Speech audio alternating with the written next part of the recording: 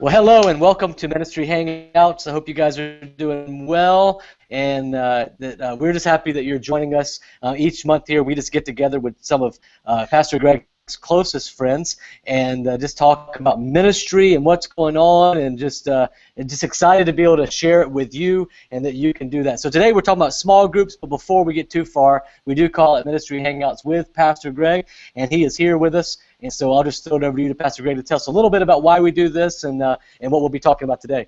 Thanks, Sean. Hey, everybody. Glad you're along for the ride. It's a beautiful day here in Charleston, South Carolina. That's why we live here. And we're going to talk to some guys today who I think are doing a great job with small groups. And so we're going to kick off into a conversation. Love to have you a part of that. Sean, maybe you can introduce our guests and also tell folks how they can get involved in the ongoing conversation. Absolutely. We'd love to have your questions, so if you're watching right now, you can go to Twitter and just hashtag that with Ministry Hangouts, and we will ask your questions here live. You can tweet us. Also retweet it so your people in your feed can know about what's going on. Also, I want to let you know you can look at the archives at ministryhangouts.com. We have just a ton of valuable resources there now after dozens of ministry hangouts with all kinds of different subjects and with different folks across ministry platforms. And so I would love for you to take a look at that as well. But ask us your questions and get involved with the dialogue today that we're going to be having. I want to introduce you to our guests, all that kind of bring a different perspective and different place where they work in the small group ministry. First is to Adam Martin. Adam is from Seacoast Church. And Adam, why don't you just tell us a little bit about what you do at Seacoast and how what your role is there? Sure, Sean. Here at Seacoast, I get to work with the small groups team that oversees all of Connection for all the different ministry areas. So that would include marriage ministry, men's ministry, women's ministry, you name it. And then I'll also work with our campuses to help them develop their small group ministries as well. Awesome. Thank you, Adam, and thank you for being on, and we look forward to hearing just how that all works together. Especially, I know we always have folks who join us from a multi-site perspective, so that'll be good to hear just that role of of looking in there. Next we have Chris Surratt. Chris, why don't you tell us a little bit about what you're up to right now in Nashville, Tennessee? Absolutely. Well, for the last 5.5 years, I was on staff at Crosspoint Church here in Nashville, and I directly oversaw the community groups, small groups for the church. And just recently, I've stepped off staff to do some consulting and coaching, specifically with small groups and other church things, so very excited about that. And yeah, that's kind of why I'm here. And also to wear this hat to honor Pastor Greg. So if you can't see that, I'll get a real close-up look. There we go. Chris, you have a really cool last name. I guess it works. Yeah. Does he get to keep it if he wears that hat? Is that okay? You know what? I can't control that. And for those of you who maybe can't see, you're just listening to a podcast. He has a St. Louis Cardinals hat. It's where he gets his self-esteem from. That's why he needs small groups. He really needs somebody to help prop him up a little bit there. So. And then we have Josh Walters. Josh is on staff as well at Seacoast. A little bit different role, a little bit different perspective. Josh, just tell us about where you're at, what you do, and maybe even your role in small groups and in the past. Yeah, so I've been on staff going into our 8th year now, and served in Adam Martin's role for a while, overseeing our small groups, and now serve as the campus pastor at our Mount Pleasant campus, right up the road from where Pastor Greg is now, and where he speaks live from each weekend. So we don't say it's our main campus, but it was the first campus, and so kind of where we birthed the model out of. Now, awesome. you and Adam Martin. Adam was Young Life director for quite a while, which ruined him. As far as you and he do some pretty bizarre skits together at small group leader events and all of that. I just thought I'd bring that up. It really has nothing to do with what we're talking about, but it's a unique deal. We've actually been propositioned to show up at birthday parties other outside events as well.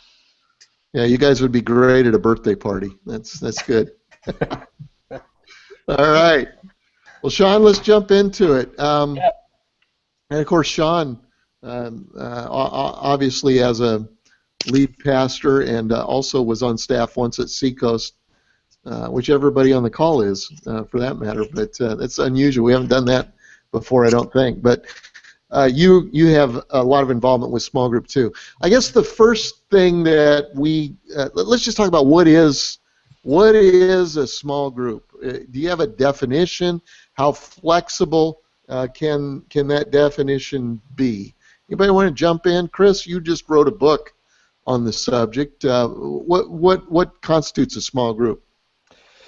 Yeah, I think that's a good question for each church to tackle before you even consider anything else with small groups, is defining what is a small group for you.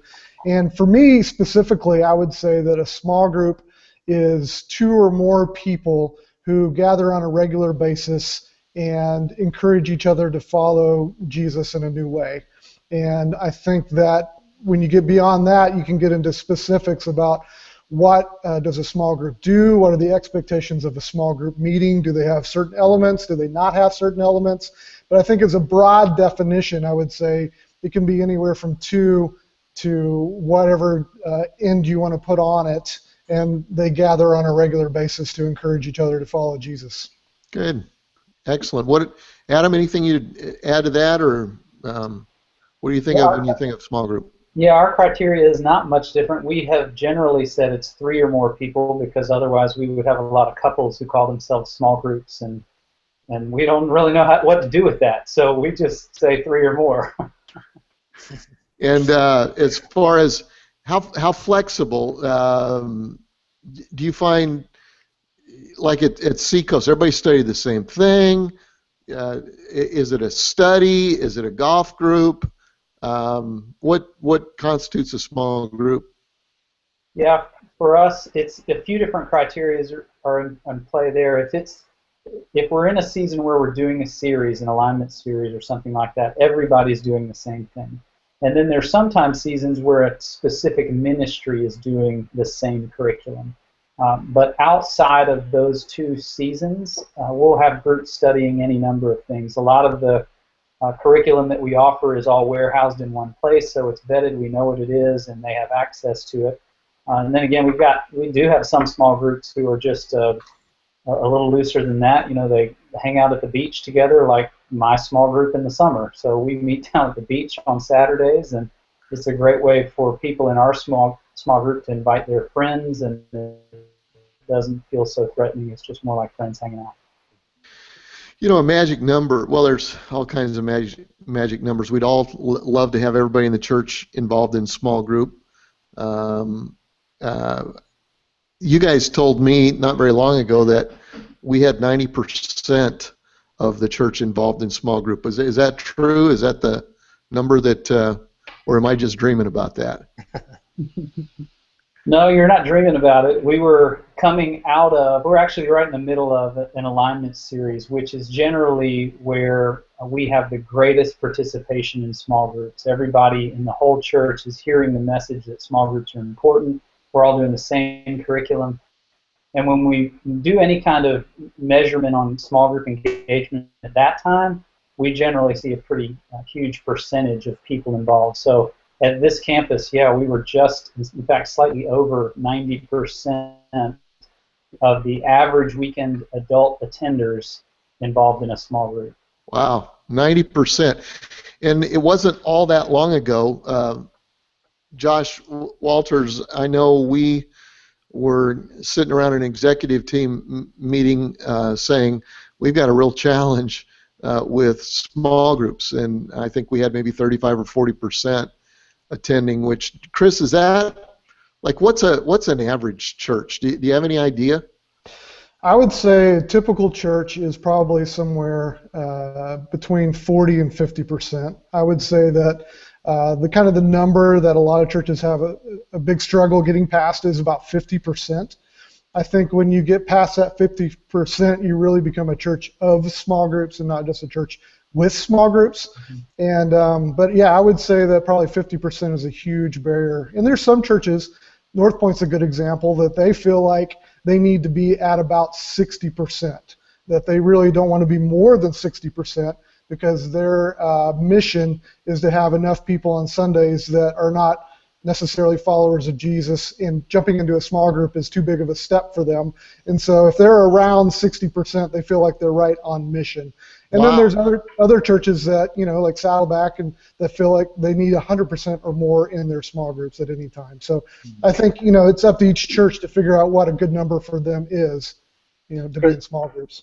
Chris, I know Chris is consulting, by the way, with Freedom Church right now, and is helping us even grow more in this area. And we were talking at the ARC conference not too long ago about small groups. And one of the interesting things that I think you said, I don't know exactly how you said it, but I'll paraphrase it, is that the more flexible you are with that definition and what it is, of course, the higher that number can get. And if you set a goal and say we want to get to 90%, you're not going to be able to be down at the we control everything everyone does and every leader must go through 15 years of training. I mean, you've got to, there's kind of a switch for that. You were saying a little bit of that. Is that what you're seeing too? That if you want to get past that 50%, you're going to have to be a little flexible? Yeah, I think that if you're going to get past 50%, you're going to reach people that wouldn't normally just kind of, get into a small group through your normal channels. If you're going to get truly, 80, 90, 100% of people in the group, you have to be kind of flexible with a few things. And I think the biggest one for me is how high you set the bar for leadership. Because if you set the leadership bar high, it's going to be tough to have enough groups to get that amount of people into them, because you're just going to always be running behind. Your training is going to be difficult. But if you start kind of lowering that bar, making training easier, adding more on-ramps for people to start groups, you're going to see that percentage go up. And then I think, you can also get a little loose with what a small group is, and that's up to each church. I think that you can have groupings of people, like if you count like your parking team or your music team or whatever as a small group. That's a grouping of people, but maybe not necessarily a small group. So again, that's up to each church to tackle and come up with their own definitions. How could you make a parking team or a music team? I mean, we can label anything we want to small group, but in your label or your definition earlier, you said 2 or more people. I guess we say 3. Because we're prejudiced against couples, but or whatever. But I mean, two or more people meeting consistently. Okay, that would be a parking lot team or a music team. And then the third part of your definition was what? To help each other become more like Jesus. Was that it? Mm-hmm. Yeah. I think. So how could you make just like a parking lot team or a music team more proactive as your definition of a small group? Well, I think it's the expectations that you put into what a small group is. For us at Crosspoint, we had 3 expectations of every small group. Basically, that they prayed together, so they spend some time in prayer in the group, and of course any ministry team can do this. That they do some sort of a study together, and I think this is where it kind of sets a line a little bit between some of the service teams and then small groups. The studies differed. We did more of a free market system, kind of a controlled free market system, but some sort of a study. And then the third part was that they do something missional, at least once a quarter. So they go out, they serve their community, either through our Serve Saturdays or through other ways. And so if a group had those 3 things, they were meeting on a regular basis, but with us, by regular basis meant at least twice a month. They prayed together, they did some sort of a study, and they did something missionally. We would consider that a small group that's growing together. How important is study? Josh Walters, you were over small groups here for a long time, and now even at your campus, you've got ultimate responsibility for that, even though Adam, is the direct connect there. Is it possible that sometimes can't people hide behind a study and not really kind of get into what small group is about? Talk to me about that just a little bit. Yeah, I think in principle, that significant life change happens in the context of relationships. And so when people are getting together for the purpose of a book study, it's easy to come having completed the study with a few thoughts to offer on it and not necessarily address having lost my job or how I'm talking to my wife or, just the stuff of our lives. And so I'd say, absolutely, that's where I feel like really what we see at Seacoast is a lot of what's flowed from your heart just in terms of the value of relationship. I would say the majority of our small groups are doing some kind of study, whether that's touch and base and processing the weekend message notes or working through a book. We're not very rigid with them to see that they are all doing one throughout, every season of the year, but clearly just the value of being in God's Word, whatever rhythm that looks like for them. But I would say our emphasis is really heavily on the quality of the relationship, that we're loving people well, caring for people well, and helping them put Jesus, at the center of their community, whatever size or type of small group it might be. So Adam, if you can study anything you want to, and Chris, you can pipe in on this, anybody can pipe in on it, but so you go, okay, it's going to be kind of a free market deal. There's some churches are, I think of Larry Osborne in North Coast in San Diego, a good friend of mine, and they average 100% or more participation, which means there are as many or more people in small groups than there are on the weekend. And they do sermon-based, and he's a big proponent of that. There are churches that's basically what you're going to do if you're going to do small group. And then you've got churches like ours that are free market, do what you want to. What about the risk of getting into all kinds of craziness? Do we monitor that at all? Adam, how do you handle that? Yeah, we sure try to monitor that. It's I bet that we have some holes because you never can know 100% what every group is studying. But with the coaches that we have, they know part of their responsibility is to reach out on a monthly basis to each group, which is generally 5 to 7 groups. So they're reaching out to 5 or 7 different guys doing. How can I pray for you? Are you facing anything challenging? And then that question of what are you doing, they're generally finding out what are you studying. We have a lot of groups that use sermon notes. Where they don't use sermon notes, they're sometimes getting things out of the bookstore. Where they're not doing that, a lot of times they're using our online resources. So for the most part, I think they're utilized. Okay.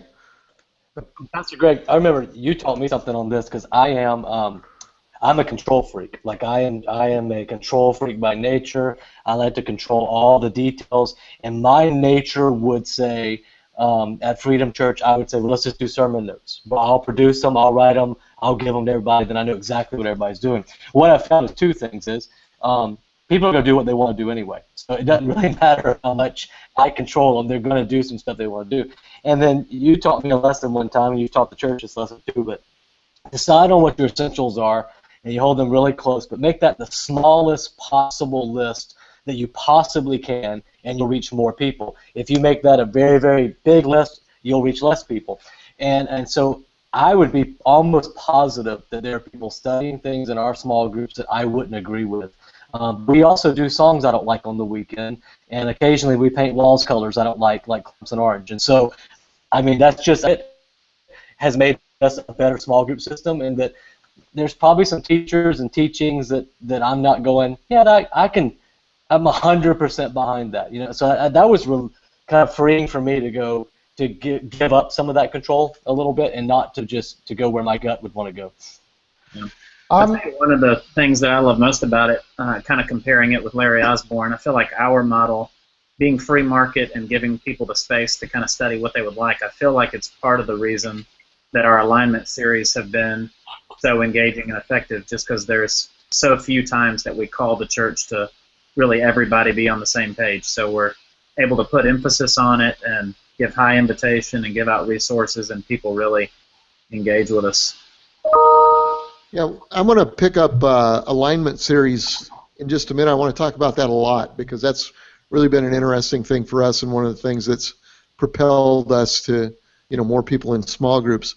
Before we go there, Chris, you consult with churches with small group challenges. What are the biggest challenges churches face? Yeah, and just real quick on the curriculum side of it, I'm a big believer in kind of a guided free market system. I have found that most leaders appreciate kind of getting some direction on what curriculum to pick. Most of them don't want to go to the bookstore, don't want to try to figure out what to follow next, and so they appreciate us kind of giving them something that will help them take their next step. And so what we used at Crosspoint was a curriculum menu, and we divided it up into different sections, like a restaurant menu where you had kind of your appetizers and your salads and your main course and your desserts and your a la carte, and each one of those had a choice of about 5 different studies that we had pre-chosen that they could do, and we said if a group followed that menu for at least a year or 2, you would kind of have a full discipleship diet. And so that was kind of our approach on it, and if they want to do something different, we just ask that they show it to us, let us look at it, and then kind of go from there. So I kind of like that approach. Some of the things that I see out there, one of the biggest one is coaching.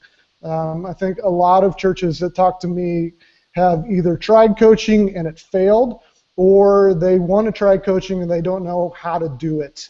And so we talk a lot about what are the expectations of your coaches. If you're putting a lot of expectations on them and you're expecting them to kind of be the police, the small group police, it's probably going to fail. But if you look at it and you kind of adapt it to what your needs are and kind of look at, okay, do all our leaders need a coach, or can some of them do without a coach for a season? Is there kind of an as-needed coaching system? You're going to have a better chance of success.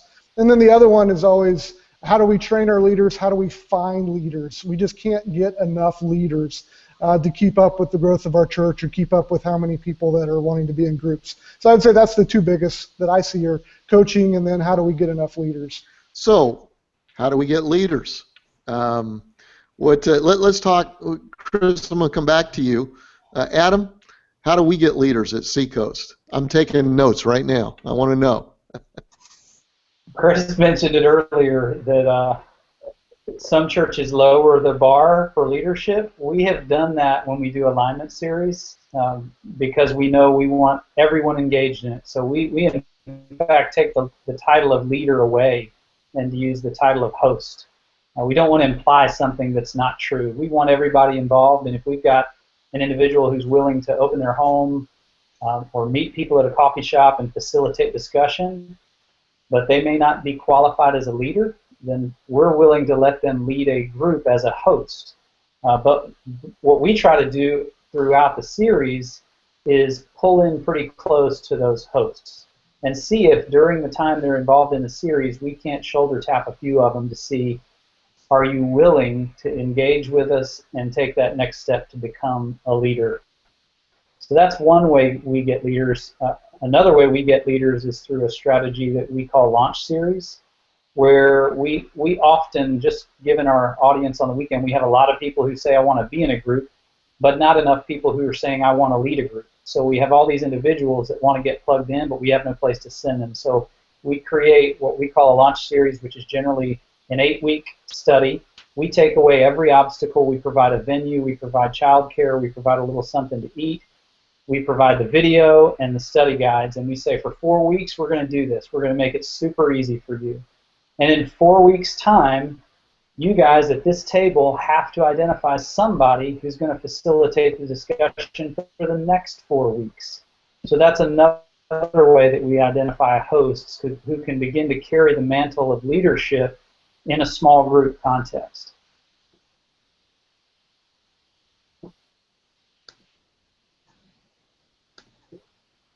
So I believe we may have lost Greg. And so anybody else who would speak to that, Chris, what are you seeing as far as leadership development? How were you guys leading, training, developing leaders at Crosspoint? And what are you seeing as some best practices across that may be a little different or just affirming what Adam has said too? Yeah, no, I agree with Adam on the host strategy. We had a similar strategy at Crosspoint where when we would do a big campaign, we would kind of step up the pastor would step up about 3 or 4 weeks out before the campaign and say, hey, we're going to need a lot of you to step up and become hosts for this next campaign. And so we would probably launch about 150 to 200 brand new host groups out of that campaign. So that was kind of our largest pooling for new leaders. We always said that we want new groups for new people. We found that the best strategy to get people into groups is not trying to shoehorn them into existing groups, but we would launch brand new groups for those people. Another effective way for us is if someone would come in kind of an in-between point, kind of in the middle of the semester, we always wanted to have opportunities for them to be in a group. So we had a few mid-sized groups that would be kind of open-ended, and we could make those as large as facilities would allow us to, or homes, and those mid-sized groups would break down into smaller groups with leaders within that mid-sized group and coaches and all of that. And so that was a big strategy for us. And then normally our first question, if somebody would come in and say, hey, I'd love to be in a group, we would say, that's awesome, we'd love to find you a group. Would you be interested in starting a group? Do you have 2 or 3 friends, and that was kind of the key. Do you have 2 or 3 friends that you're already doing life with, neighbors, relatives, coworkers? We can help you with that. We can get you curriculum. We can do all of the training for you. We'll do it on a DVD, just 5 or 6 quick sessions for you, and you can start your own group. And that was the biggest part. And then we would always kind of lean into those groups mid-session and say, hey, is there anybody in your group that would be good to kind of step out for the next 6 weeks and start their own group? And so those were kind of the big ones for us. There were 2 things in there I want to highlight, and then I think my small groups folks are going to be watching in the podcast or listening to the podcast, but new groups reaching new people, new people for new groups, that is, we know that in church planting, right? We know church plants reach people faster than existing churches. That's just something we know. So why wouldn't small group plants reach people faster? So that's a great one. And then that question, I've never even thought about that. Would you be interested? Because we've got a psychological thing of our bar's so high. If we can lower the bar some and go, hey, you want to be in a group? You already have a set of friends. Why don't you do a group with them? Those are 2 really pieces of gold, I think, that are worth listening to. So here I'm going to go to Josh Walters for this next question. Because I know he is the expert at this. Is how do you remove leaders from a group, Josh? Yeah, well, it's only because I have a few testimonies of having been removed. But that is a question. I'll come back to you, Josh. But how do we remove? We got a leader. Something's come up. We need to remove them. What's the process there? And when you just say, hey, this is not working out for you to lead at this level. I would say a couple thoughts in terms of guiding principles for us. I think the being full of grace and truth, man, I think I've learned more at Seacoast about what it looks like for me to be a gracious leader than I thought I knew before. And, man, Pastor Greg models that so well. So for me in principle, I always say when I think I'm being gracious, be a little bit more. And so for a leader in a small group to get removed from leading the small group, it would generally need to be something pretty serious, because we're going to meet with them, coach them, let them know why they, can't do whatever it might have been that they did, or if it's a personal issue or a character issue, sit them down for a season and talk with them in love with the hope of, reinstating them in leadership and whatever capacity. And so I would say in principle, just being very gracious and loving the person, but speaking truth directly into their life. So that's good. Chris, did you have any insight on that? I'm sure you guys in a large context like Crosspoint had to sit down and have hard conversations with leaders, and as someone that you've asked to step up and do this, and now you're having to do that. How did y'all go about that process? Yeah, that would happen occasionally. Luckily, not too much, because that's always painful to fire a volunteer. That's a tough thing to do. What I would add to what Josh said, what was key for us is having that leadership covenant. At the beginning of every semester, we would ask all of our leaders and our hosts to sign a covenant, and we had different covenants. One for a host side, because it was a much lower bar of leadership, and mainly they were doing life with people already in their circles. But for the leaders, we would have them sign a covenant, and on that covenant, it would be kind of the things that they are promising to keep to, with their leadership. And so if we had to go to a leader and say, hey, we know these things are happening, we would always pull out that covenant and say, these are the things that you agreed to. They're not happening for whatever reason. Let's talk about that. Maybe there's a season, a semester you need to kind of take a back seat and work on this in your life. But if we had that covenant, that would give us kind of a starting point for those conversations. And it wasn't something that just completely shocked them. They already knew some of the expectations that we had for our leaders. Great. Well, Pastor Greg is back, and we are to where you wanted to be. Pastor Greg is alignment series, so you can pick up right there and lead us through that discussion. Good. I love technology, and mine is terrible. So, yeah, let's talk about alignment series just a little bit. I remember us in discussions. Josh, I brought this up a little bit earlier. We really didn't get into it. We had executive team meetings about really, we didn't feel like we had the kind of participation that was healthy in small groups.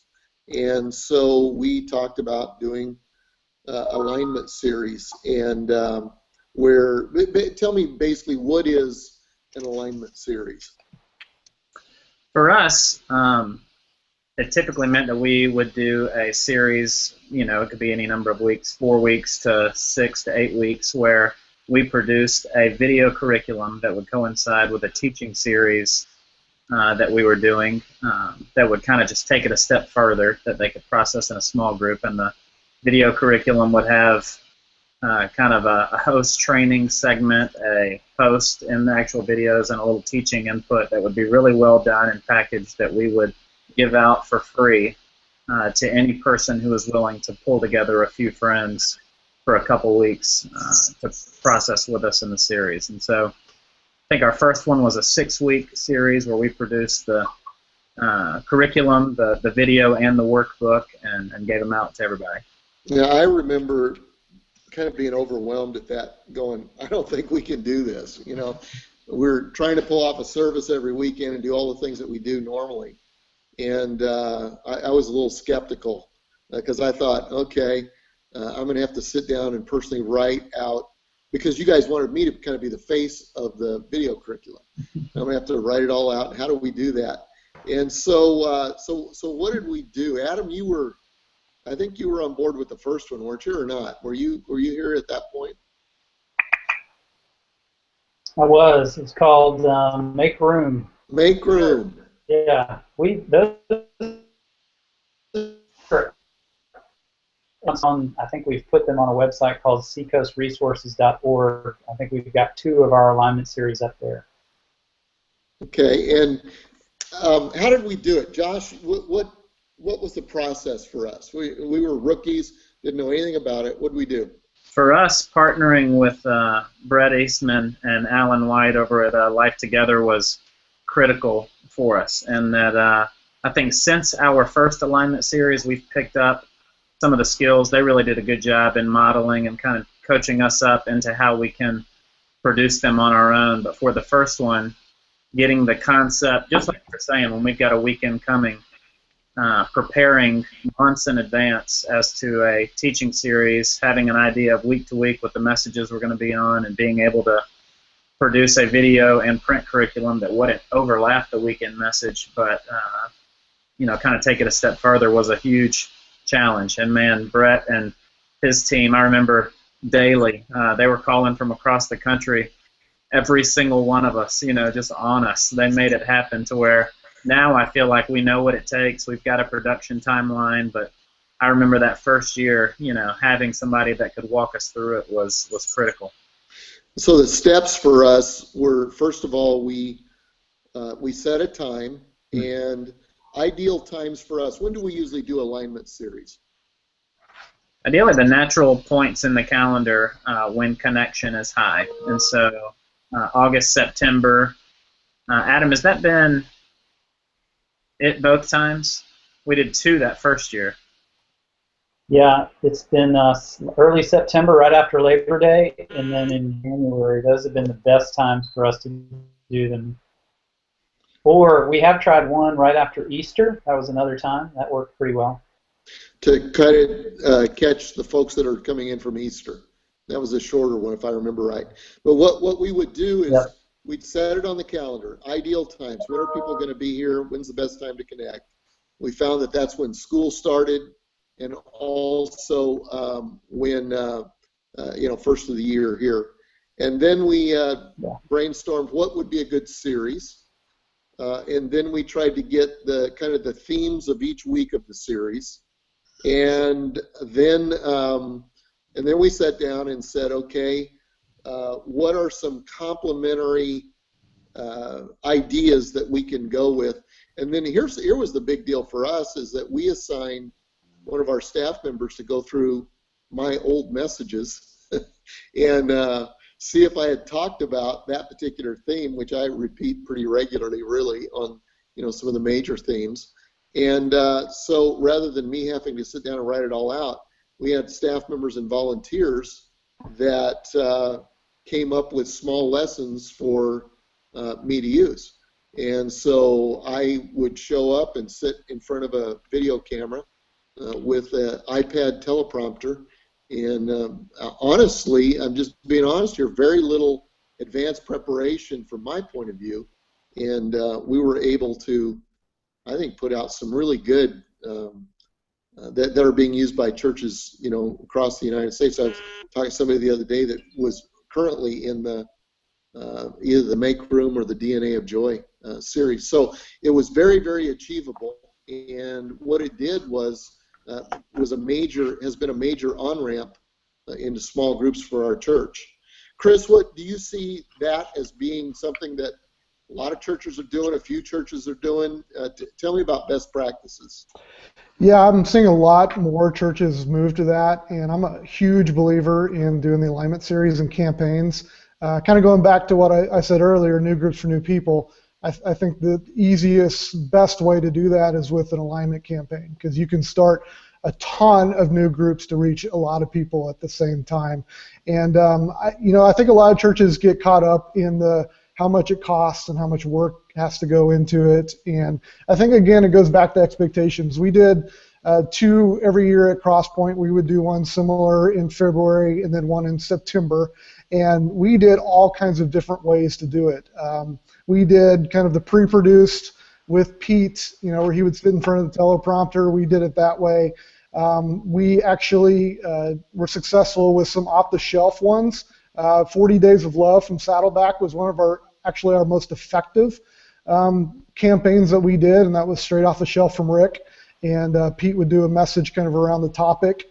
And we did one that was completely online, where we didn't print anything up, but we created a website just for the series.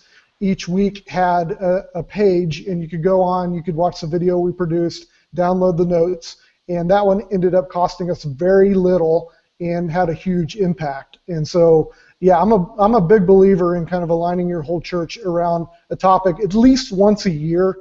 And if you can do 2 times a year, I think it's even better. Adam, did you get pushback, or do we get pushback when we talk about doing an alignment series and everybody kind of has to do the same thing?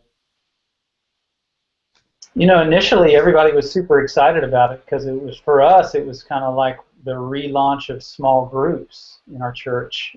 Since then, we seem to do, I guess we've done 3 others, and they came pretty quickly. So I think as long as you space them out, you don't really get pushback. If they're pushed too closely together, though, then the small groups may feel like we're being handed the curriculum all the time. Are we ever going to get an opportunity to do something we're really interested in doing outside of the good curriculum the church is offering? What about, Josh, what about, it does cost money. Chris's idea is, that's intriguing to do it all online. Yeah. But how do we justify that money? What is there a payback on alignment series? How do we justify that? Well, I would say the 2 thoughts that come to mind. One is just kind of coming back to our one of our core values is that we grow smaller as we grow larger. And if you really believe life change happens in relationships, then man, let's resource people to not just go to the beach, but let's take some significant steps to help them put Jesus in the middle of their community. And so just practically speaking, I think it's well worth the investment. That if you look at all of the money we spend in our budget over the course of a year, where are we directly investing in the lives of our people to be in relationship? I think it's well worth the cost. But the second thing, in terms of the fruit of it, engaged people give, and so we can help people get connected, help people take some next steps in their walk with God, and even process curriculum that doesn't address, I forget which one it was, but process generosity in community and one of them. And man, the fruit of it was great because people were able to sit down and not hear from a pastor where they've had a bad experience, but to talk among friends and hear that, man, generosity is something that God doesn't want from us but for us. It's His, and we can give back to Him. And so, I think there's a lot of benefits like that as we engage people with other believers and with God's Word. Man, there's just going to be fruit in a bunch of ways. So. Yeah. What about semesters? Is that a good thing, a bad thing, or kind of a so-so thing? I know some churches are very, structured about we're all going to do groups. In fact, I know churches that are so structured about it that we're all going to do groups on a certain night, on a specific night, on a specific calendar. Talk to that a little bit, Chris. What do you think about that? I like semesters, and the reason I like semesters is it gives on-ramps and off-ramps.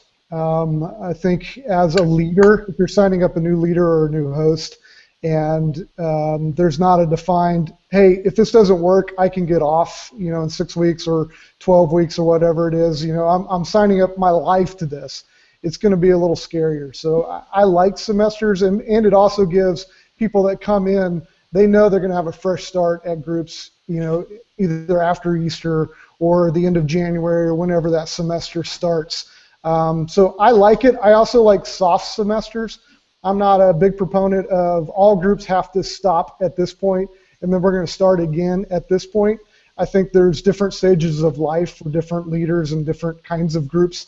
For instance, a young adult professional group is not necessarily going to have the same rhythm during summer as a family group. They're not going to be going on vacation in July because their kids are out of school because they don't have kids, and so summer is a good time for them. So if we told them, hey, you guys need to absolutely stop during the summer and you're going to start again in August, it wouldn't make a lot of sense. But I think it's kind of group by group, and then have those soft semesters so everybody knows, hey, this is when we're going to kind of have a start, this is when we're going to be able to stop for a while, take a breather, and I just think it's healthy for your overall system. Adam, you want to add anything to that? No, nothing profound. I agree. We have a semester system that's fairly soft, I guess would be a good description. It runs kind of January through the spring and then also kicks back up right after Labor Day up until the holidays get nuts.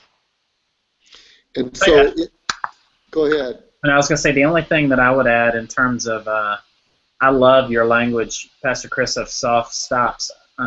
The only thing to add there for us that's been huge is the kickoff weekends, like having very hard, clear start dates as to when we kick off the semester has allowed us each year to kind of ramp up to it. Hey, you're going to want to be here in 2 weeks. Got a bunch of groups kicking off. We've done a bunch of different things in terms of group links and ministry fair, kind of small group connecting points that last year was probably the most effective way. Launched 50, 60 new marriage groups over the course of a couple weeks just from having a date to point to and clear way to connect folks. Yeah, I agree. I think those big starts are huge for the church. That's why campaigns are so effective, is because everybody's rallying together, at the same time. Also, I see some churches get into trouble when they try to fight culture, when they say, okay, we're going to do groups in the summer. We're going to do a summer semester because we just don't want to take time off.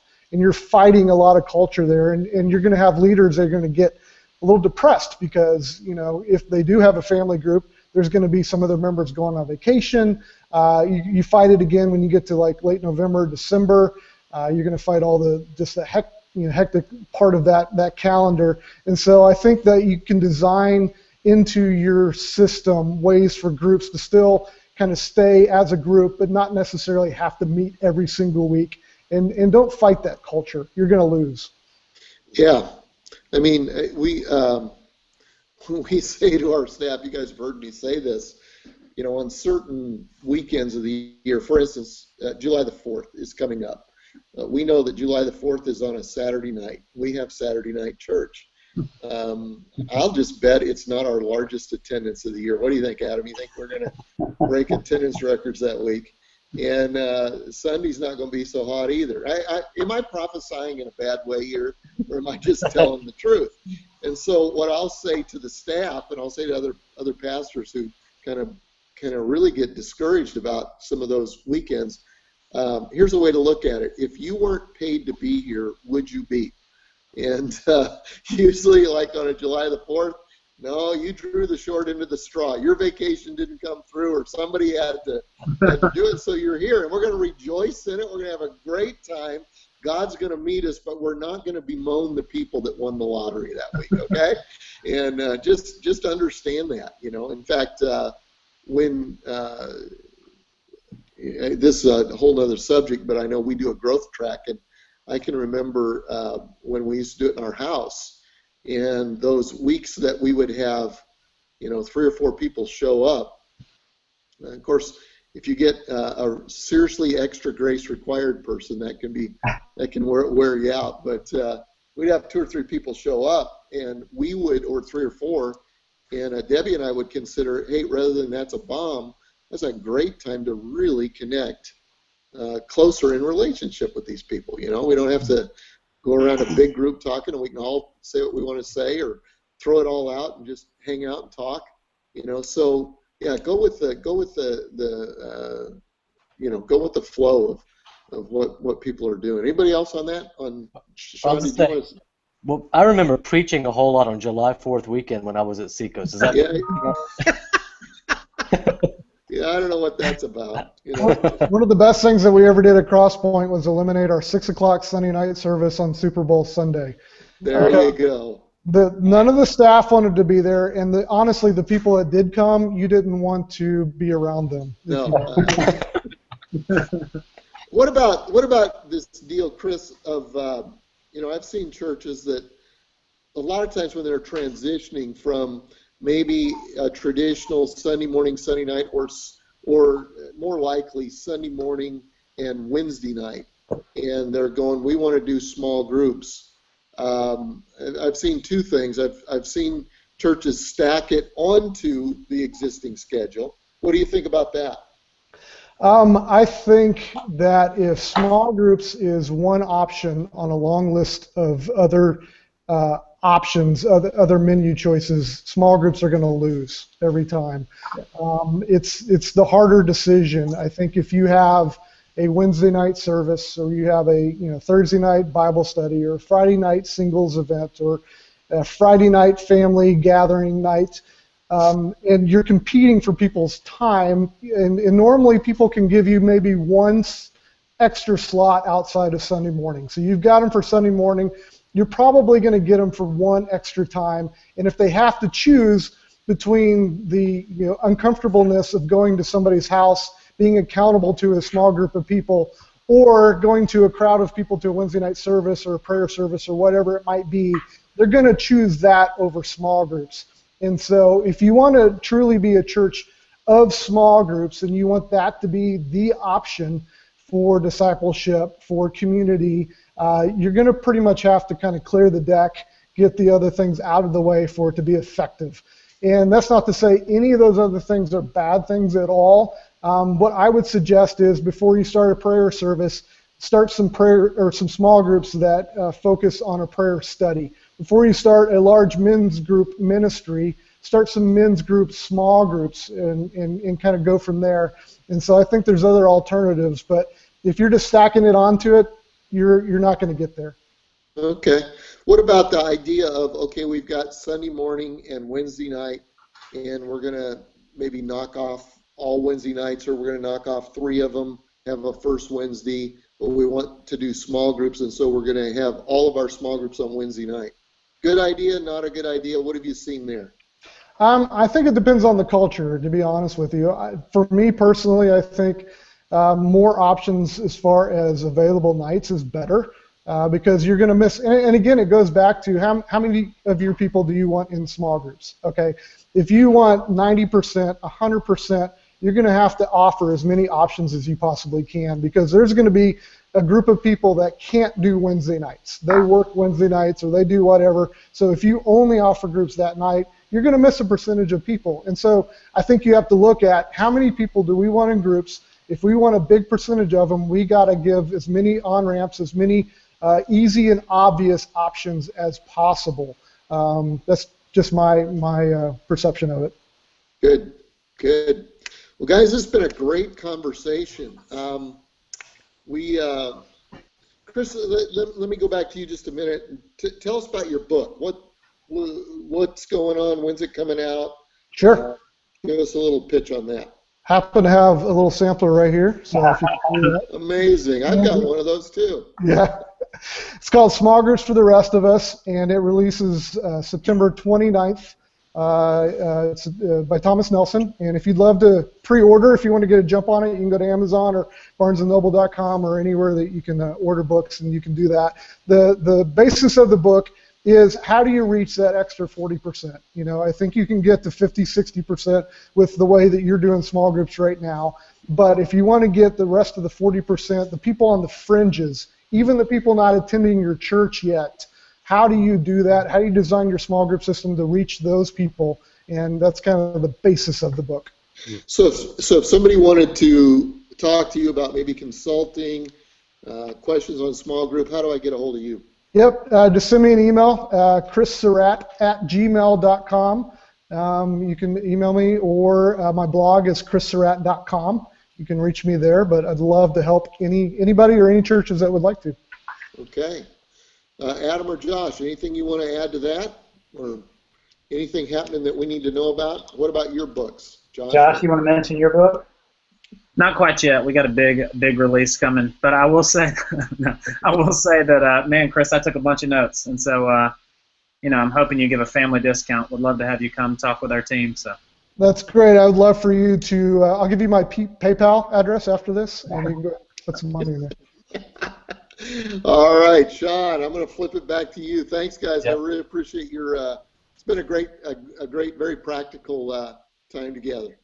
Awesome. And I'll just give a testimony real quick. We're engaged with Chris, and just having our leadership is already getting gold from it, and we're looking forward to going from 50 to 90%. So it's a great thing. Hey, also thank you for joining on this month's edition. We've got some cool things coming up over the next couple of months. Remember, you can always go back on the archives. Most of you are listening to this on a podcast or watching this in the archives already, so you can just search through there and find applicable subjects for your staff meetings. We've got coming up in June, we're looking at sisterhood, kind of looking at the power of organizing women in the church around just a great vision, and just really looking forward to that. In July, I learned at the art conference that the children's ministry position is the most sought out position right now in the church world. I was talking recently to someone, because we're in the process of trying to find one ourselves at Freedom Church, and know that there are just hundreds of churches all across the country looking for it. So we're going to talk children's ministry. We're looking forward to that. And then in August, we're going to talk about sermon planning. Just how do you plan for this upcoming ministry season? How do you kind of map that out? So that's going to be some fun stuff to look at. So check out the archives in the past. Look forward to a few coming up in the future. And we'll see you guys next time on Ministry Hangouts with Pastor Greg Surratt.